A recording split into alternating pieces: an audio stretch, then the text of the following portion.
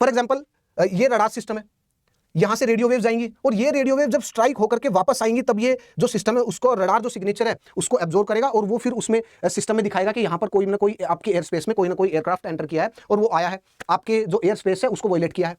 मान लीजिए कुछ ऐसा हो कि यही जो वेव्स है ये जाए स्ट्राइक हो लेकिन वापस ना आए, तो ये कुछ तरीके से हो सकती है। कैसे? पहला, फॉर एग्जांपल इसी एयरक्राफ्ट में लेट्स से कि रडार एब्जॉर्बेंट टेक्नोलॉजी है, मतलब रडार को एब्जॉर्ब करने वाले कुछ पेंट्स या कुछ कोटिंग है, तो वो क्या करेंगे, आपने रडार सिग्नल भेजे यहां पर और रडार सिग्नल एयरक्राफ्ट से टकराने के बाद एयरक्राफ्ट ने ही उनको एब्जॉर्ब कर लिया, पहला पॉइंट। दूसरा, मान लीजिए रडार का इस तरीके से शेप है कि रडार ने उसको, ये जो वेव्स हैं ये तो गई तो सही, स्ट्राइक भी किया, लेकिन वो अदर डायरेक्शन में रिफ्लेक्ट हो गई है, वो वापस नहीं आई स्ट्राइक होने के बाद। इसका शेप और डिजाइन ही कुछ ऐसा है, इसको बोलते हैं design based radar deflections. Okay, ये दूसरा पॉइंट हो सकता है। उसी के साथ साथ कुछ पॉइंट्स ऐसे हो सकते हैं कि जैसे ये जो एयरक्राफ्ट है इसके डिजाइन में भी कहीं पर भी 90 डिग्री के एंगल ना हो। जो वेपन इंटीग्रेशन के लिए जो भी हार्ड पॉइंट्स हैं वो इस वाले अनमैन्ड कॉम्बैट एरियल व्हीकल के अंदर हो, बे में। Jai Hind friends, welcome to Unacademy. Friends, just a few months back, the whole world witnessed the conflict between India and Pakistan. Now, in today's session, we are not going to look into which of the following side it was at the dominant position. किस side ने किसको धोया, कितना धोया, किसको कितना damage हुआ. Let's not go into the fact. Rather, we should be looking into that how the warfare it is evolving into the modern warfare. And जिस modern warfare की हम बात कर रहे हैं, this type of the modern warfare, it has already been mentioned into the book name as Conflict. और ये book किसने लिखी है? This book, it is written by General David Petraeus and Andrew Roberts. General David Petraeus, he is an ex-military general of the US Army. और उन्होंने अपनी book name as Conflict. In this book, he has written the evolving nature of the war, the evolution of the warfare from 1945 to Ukraine. उन्होंने अपनी इस book में he mentioned that after the World War II, how the warfare has evolved, how the warfare has changed itself. देखिए, from the World War I, the warfare evolved towards the nuclear technology, and just after the World War II, the warfare has evolved further. और वो किस side move कर चुका है आज के दिन? आज के जो warfare है, they have moved towards the aircraft. और aircraft में भी generation of the aircraft. For example, if you are having the 5th generation aircraft, if you are working on the stealthier aircraft, the 6th generation aircraft, the 5th generation aircraft, अगर आपके पास अच्छे aircraft है, इसका मतलब आप modern warfare में अच्छा करेंगे। If you are having the cyber warfare capacity, आप जो मॉडर्न वॉरफेयर है उसमें अच्छा करेंगे। सो नाउ टुडेज जो आज के दिन जो भी एफर्ट है मिलिट्री में, it is no longer the conventional war, rather it has move towards the modern warfare. और जिसके पास भी मॉडर्न वॉरफेयर की ज्यादा कैपेबिलिटी है उसी का ही हमेशा अपर हैंड रहेगा। आज के दिन जो मिलिट्री स्ट्रेंथ है कि आपके पास कितनी मिलिट्री स्ट्रेंथ है, आपके पास कितना कन्वेंशनल आर्सनल है, this is no longer a main factor, this is no longer a deciding factor. अगर ऐसा ही डिसाइडिंग फैक्टर होता तो भाई इजराइल एक छोटा सा country surrounded by all the enemy, surrounding by all the side from the enemy, और चारों तरफ अरब नेशन है और जो इजराइल है वो बिल्कुल सेंटर में, मिडल में है। Why it is having the upper edge? Because उसके पास कटिंग एज टेक्नोलॉजी है, बिकॉज उसके पास मॉडर्न वॉरफेयर के लिए जो भी चीजें होनी चाहिए, be it cyber warfare, be it aircraft, be it satellite spy, be it submarine, be it drone, be it unmanned combat air vehicle, उसके पास सारी कैपेबिलिटी है। That is why modern warfare में it is more about the technology and it is less about the strength, my dear friends. भाई इसीलिए तो China अपनी जो मिलिट्री है उसकी स्ट्रेंथ डिक्रीज धीरे धीरे कर रहा है, and he is moving towards the robotics, he is moving towards the spy technology, like spy satellite technology, drone technology, robotics, unmanned combat air vehicle, 6th generation aircraft. इसलिए तो move कर रहा है ना, because China is very smart. वो जानता है कि अभी आने वाले जो समय है it is more about the modern warfare. So चलिए आगे चलते हैं सेशन में। देखिए, so in today's session we are going to look into about the modern warfare, और जो मॉडर्न वॉरफेयर है उसके लिए हमारे पास क्या क्या लर्निंग होनी चाहिए। ऑलरेडी जो अभी कुछ दिन की कन्फ्लिक्ट थी between the India and the Pakistan, उससे हमें क्या चीज सीखनी चाहिए, rather than feeling our own self with the over confidence कि we were having the just upper edge, कोई बात नहीं, we were having the dominant position, we know, लेकिन शांत रहना है। उससे हमें यह सीखना है फर्दर उस कन्फ्लिक्ट के लिए कि फ्यूचर में अगर कोई भी कन्फ्लिक्ट होता है तो हमें अपनी दफा और अपनी सेफ्टी कैसे करनी है कि हमें 0 डैमेज हो और सामने वाले को 100% डैमेज हो। We can ensure this only when we are conscious enough to understand the modern warfare, otherwise नहीं हो पाएगा। So we are going to look into, in this respect we are also going to look into unmanned combat aerial vehicle। देखिए, this is one of the point, और मैं आपको बताऊंगा आज के सेशन में कि इंडिया का एक पेन पॉइंट रहा है इस वाली स्ट्रगल में भी, अनमैन्ड कॉम्बैट एयर व्हीकल और the use of the drone technology. India ने मिसाइल टेक्नोलॉजी से पाकिस्तान का सामना किया, specially with the use of the BrahMos, and our जो डिफेंस सिस्टम था हमारा, जो मिसाइल डिफेंस सिस्टम था, इंटीग्रेटेड मिसाइल डिफेंस जो सिस्टम है उसमें we use this system to target the enemy drone, to target the enemy missile, वो हमारा अच्छा रहा। और जो स्ट्राइक कैपेबिलिटी थी यूजिंग द ब्राह्मोस, वो हमारी उत्तम क्वालिटी की रही। लेकिन कुछ पॉइंट्स ऐसे थे जो हमारा वीक एरिया था। We should be working on these weak points, we should be working to pick up these weak points, और उनको इंप्रूव करना पड़ेगा हमें। सो आज के दिन, आज के सेशन में we are going to look into that weak point, कि हमारा एक जो वीक पॉइंट था related to the drone technology, related to the unmanned combat aerial vehicle, we are going to look into project जो घातक है उसको देखेंगे कि इस प्रोजेक्ट घातक में जो डिले हो रही है वो क्यों हो रही है, and all these things. Now चलिए, now let's talk about the modern warfare, the evolution of the military technology. देखिए, the modern today's modern warfare, it is more about the aircraft, it is more about the cyber warfare, it is more about the spy satellite and the submarine warfare. Apart from these, it also include the robotics. By China, it is working on this type of the robotics technology. China क्या कर रहा है, अपनी जो conventional military strength है 22 लाख और 23 लाख से लगभग उसने रिड्यूस करना उसको स्टार्ट कर दिया है। Why? Because it is trying to replace the man based army to this robotics based army. उसकी अपनी एक यूनिट होगी उसमें, रोबोटिक्स बेस्ड आर्मी में। सो इसका मतलब the next domain of the modern warfare it is the robotics. उसी के साथ साथ ये जो स्पाई रिलेटेड टेक्नोलॉजी है, be it satellite spy technology, be it the robotics based spy technology, China is working on this and other countries they are also working on this. उसी के साथ साथ द ड्रोन बेस्ड टेक्नोलॉजी वो भी बहुत ज्यादा crucial है। अब देखिए, द ड्रोन बेस्ड टेक्नोलॉजी में भी कुछ टाइप के ड्रोन्स है। फॉर एग्जाम्पल, ड्रोन्स के अलग अलग प्रकार हैं। जैसे ड्रोन्स में सर्वेलेंस ड्रोन भी आते हैं, जो कि एनिमी टेरिटरी के ऊपर जस्ट जाकर के सर्वेलेंस करते हैं, उनका रडार सिस्टम कहाँ है, उनका मिसाइल सिस्टम कहाँ पर है, उनकी जो हेडक्वार्टर है, कमांड यूनिट वो कहाँ है, कमांड एंड कंट्रोल सेंटर कहाँ पर है, एंड ये सारी इंफॉर्मेशन ले जाकर के वापस जो हेडक्वार्टर उसमें जमा करके और वहां पर फिर डिसाइड होता है कि यस वाज द थिंग। इसको बोलते हैं surveillance type of the drone. So यहां पर किस प्रकार से आपकी टेक्नोलॉजी है, आप कैसे उसको यूज कर रहे हैं, और आपकी ये वाली टेक्नोलॉजी कितनी मजबूत है, ये बहुत ज्यादा क्रिटिकल रोल आज के दिन प्ले करती है। बिकॉज इससे एनिमी के स्टेप के बारे में पहले से ही पता चल जाता है। सो ड्रोन में भी अलग अलग टाइप की टेक्नोलॉजी है। This is called as the surveillance drone technology. India के पास ये भी होनी चाहिए, ठीक है, इंडिया के पास है, ओके। उसी के साथ साथ जो ड्रोन है उसमें one of the important is कि आपके पास अटैक ड्रोन है कि नहीं है। अटैक ड्रोन में भी अलग अलग टेक्नोलॉजी है कि आपके पास लेट्स से के स्मॉल ड्रोन्स हैं, जो कि सुसाइड ड्रोन है, कामिकाजा ड्रोन, ये आपके पास है या नहीं है। बिकॉज वो सस्ते होते हैं, और ये जब ऐसे ड्रोन जब एक साथ नंबर में ज्यादा भेजे जाते हैं तो ये एनिमी के जो भी सिस्टम है, जो मिसाइल डिफेंस सिस्टम है, उसको कंफ्यूज करके या उसी को डिस्ट्रॉय कर देते हैं कि ये टेक्नोलॉजी आपके पास है या नहीं है। उसी में स्वार्म ड्रोन टेक्नोलॉजी आपके पास नहीं है कि एक साथ आपने हजारों की संख्या में छोटे छोटे आपने ड्रोन्स जो हैं वो एनिमी टेरिटरी में भेज दिए, और अब जो एनिमी टेरिटरी का जो डिफेंस सिस्टम है वो कंफ्यूज हो गया कि किसको टारगेट करे। और अगर टारगेट सक्सेसफुली इंटरप्ट कर भी लिया तो भी आपने 10,000 या 1 लाख रुपए के एक ड्रोन को वो करने के लिए, डिस्ट्रॉय करने के लिए आपने 1 करोड़ की मिसाइल का इस्तेमाल कर दिया। सो आपने एनिमी का खर्चा ज्यादा करा दिया। ये भी एक ड्रोन टेक्नोलॉजी है। उसी के साथ साथ एक बड़ी है जो इसी में ड्रोन टेक्नोलॉजी में, that is unmanned combat aerial vehicle, जिसमें आपके पास अलग अलग टाइप की टेक्नोलॉजी है, जिसमें अटैक जो ड्रोन्स हैं वो भी होते हैं, जिसमें कुछ ड्रोन्स ऐसे हैं जो कि आपको दे आर लाइक द जो कन्वेंशनल एयरक्राफ्ट होते हैं, जो कन्वेंशनल जेट आपके पास इंजन होते हैं, इसी प्रकार से होते हैं। They are having internal bay system. और अगर if this type of the drone it is having the stealth technology, और यहां पर इसके बे के जस्ट नीचे की तरफ if it can integrate the conventional warheads, ये तो और भी ज्यादा अच्छा है। So this type of the technology they are deciding the modern warfare in today's time. Now अब हम आगे चलते हैं। Now let's look into unmanned combat aerial vehicle के बारे में बात करते हैं। जो भी हमने मॉडर्न वॉरफेयर में बात करी, इस मॉडर्न वॉरफेयर में हम अनमैन्ड कॉम्बैट एयर व्हीकल के बारे में बात करते हैं। और ये जो अनमैन्ड कॉम्बैट एरियल व्हीकल है, लेट्स लुक इनटू के वर्ल्ड में किसके पास कितने अनमैन्ड कॉम्बैट एरियल व्हीकल है, और उनकी स्ट्रेंथ क्या है, और उनकी कैपेबिलिटी क्या है। For example, let's look into the General Atomic Avenger. This is considered to be as the finest unmanned combat aerial vehicle, और ये है अमेरिका का, ठीक है।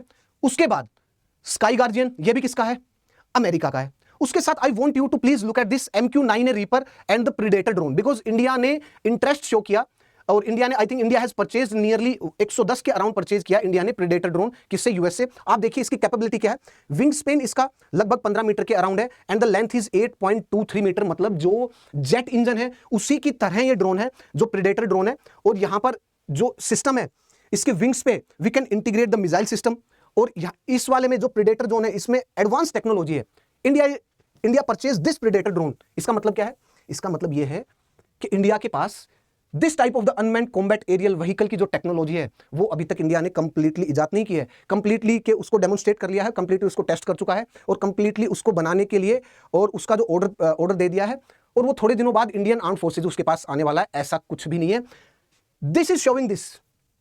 Now this is a serious concern for us. Why this is a serious concern for us? सुनिएगा, देखिए, because यहां पर ध्यान दीजिए, we have purchase how much, 110 के अराउंड हमने प्रेडेटर ड्रोन की जो ऑर्डर यूएस को दिया है।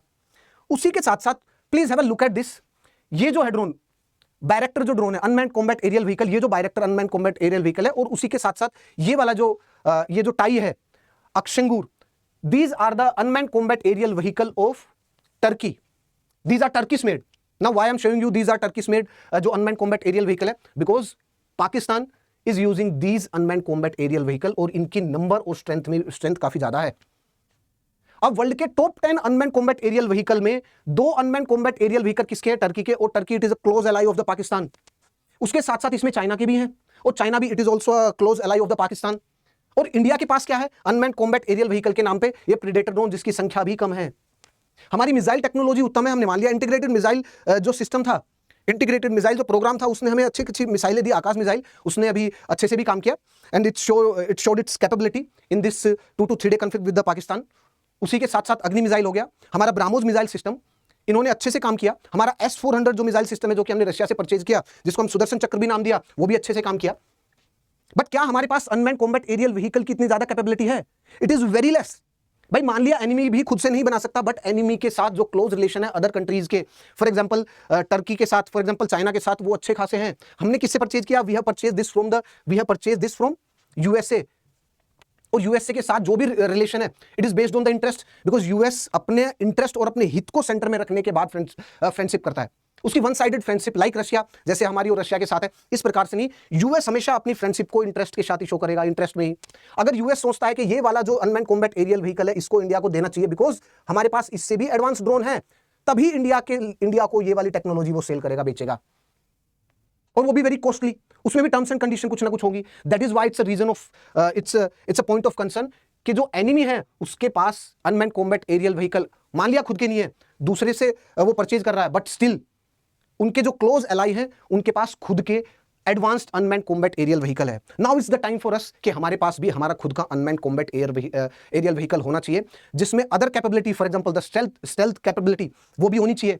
उसके साथ साथ उसमें अटैक कैपेबिलिटी वो भी होनी चाहिए, सर्वेलेंस कैपेबिलिटी वो भी होनी चाहिए, सभी टाइप की कैपेबिलिटी होनी चाहिए। और इसीलिए इंडिया का जो प्रोजेक्ट है, घातक project, for example let's look into India का जो ड्रोन जो घातक प्रोजेक्ट है, वो काफी सालों से इसी चीज के पीछे काम कर रहा है। बट 2023 में इसका एक टेस्ट फ्लाइट भी लिया गया, बट स्टिल इट्स इसका जो एडवांस जो अदर जो कैपेबिलिटी है और एडवांस वर्जन है, वो भी सामने आना बाकी है। मतलब क्या कि ये जो घातक ड्रोन है, ये अभी भी इंडियन आर्म्ड फोर्सेस में इंटीग्रेट नहीं हुआ है, इसमें अभी भी थोड़ा थोड़ा काम चल रहा है। नाउ अब देखिए, we need to compare this capability of the Pakistan and India related to the drone technology. यहां पर देखिए, इंडिया की जो ड्रोन स्ट्रेंथ है, उसमें एक हैरूप ड्रोन है, okay, we are having Heron drone. Now इस स्वॉर्म ड्रोन है इंडिया की, उसमें indigenously build DRDO technology base, okay.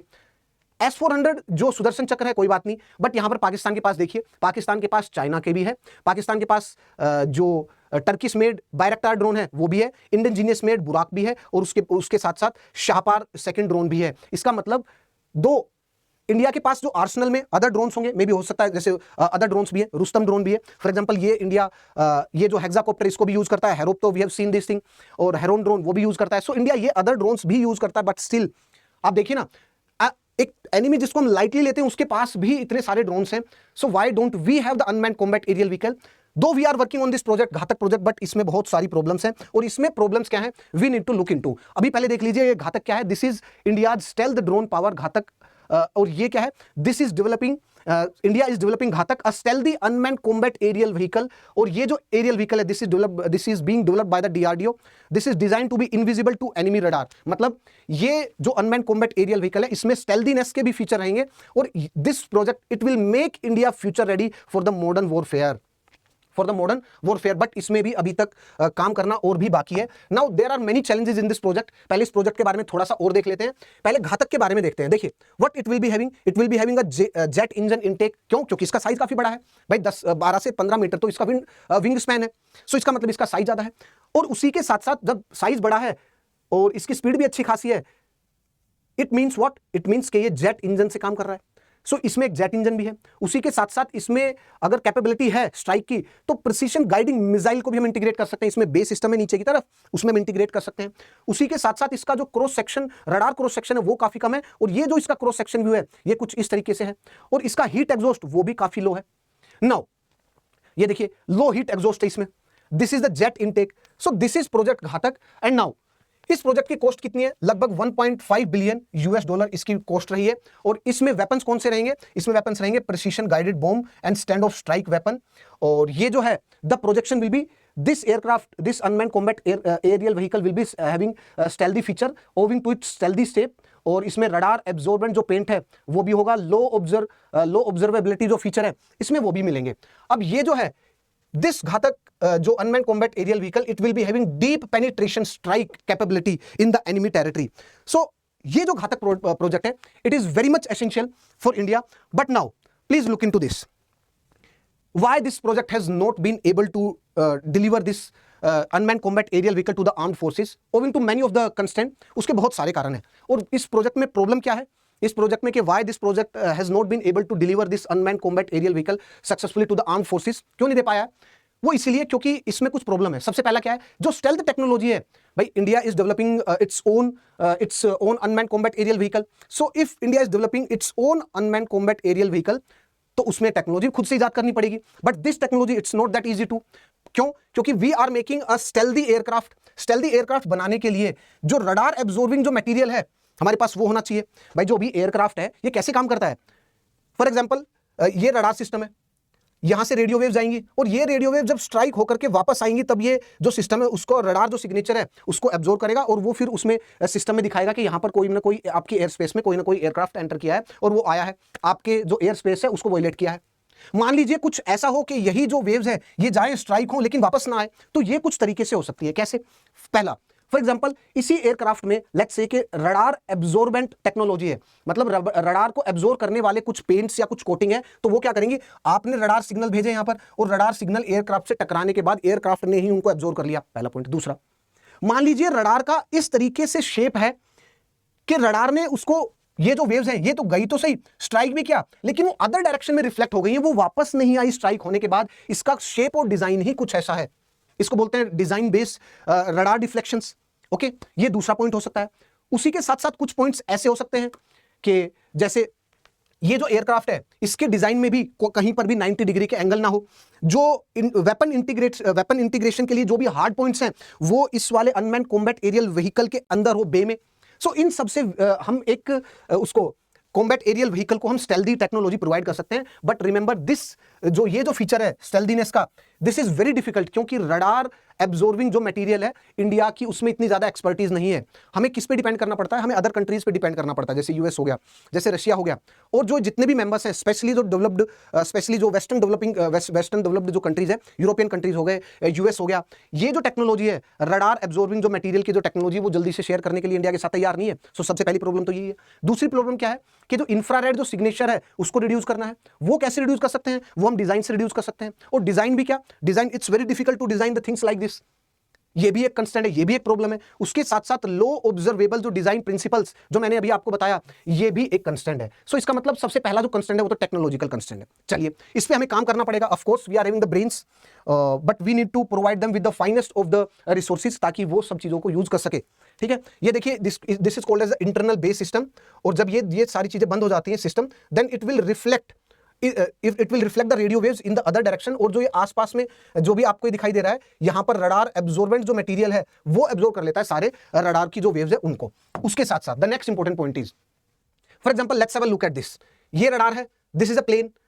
सो आपने रडार, आपका जो रडार है उसने रेडियो वेव्स को रिलीज किया। These radio wave they will get reflect back, these will get reflect back. और जैसे ही वापस की तरफ वापस आएंगी आपका जो रडार ग्राउंड बेस्ड सिस्टम है वो उनको डिटेक्ट करेगा कि यस यहां पर कोई ना कोई एयर स्पेस में कोई ना कोई चीज एंटर हुई है, बिकॉज वो रिफ्लेक्ट बैक जो वापस आई हुई हैं, ये जो वेव्स वापस आई हैं उनको रीड करता है, उनकी रीडिंग्स को वो करता है, समझने का प्रयास करता है। नाउ लेट्स से कि आपके पास इस तरीके से this is the radar system और ये आपके पास एयरक्राफ्ट है, या तो ये इसको कंप्लीटली एब्जॉर्ब कर ले या फिर इसी जो रडार ने जो भी वेव्स भेजी हैं उनको रिफ्लेक्ट बैक कहीं और कर दे या फिर एब्जॉर्ब कर ले या फिर इनको इनसे ट्रांसपेरेंट होकर के वो बाहर की तरफ निकल जाए, तो वही नहीं हो पाएगा ना। सो this type of the feature अगर इसमें है तब देन वी विल से कि इसमें स्टेल्दीनेस का फीचर है। सो सबसे पहला पॉइंट तो यही है कि it is very difficult. The second important point is, देखिए ये जो अनमैन्ड कॉम्बैट एरियल व्हीकल है इनका साइज काफी बड़ा है, और ये जो unmanned combat aerial vehicle because of their size is, और हमें इनमें स्पीड भी ज्यादा चाहिए, और इनमें जो वेपन्स को इंटीग्रेट करने की जो टेक्नोलॉजी है, जो हार्ड पॉइंट्स हैं वो भी चाहिए, और जो वेपन्स को if we want to integrate,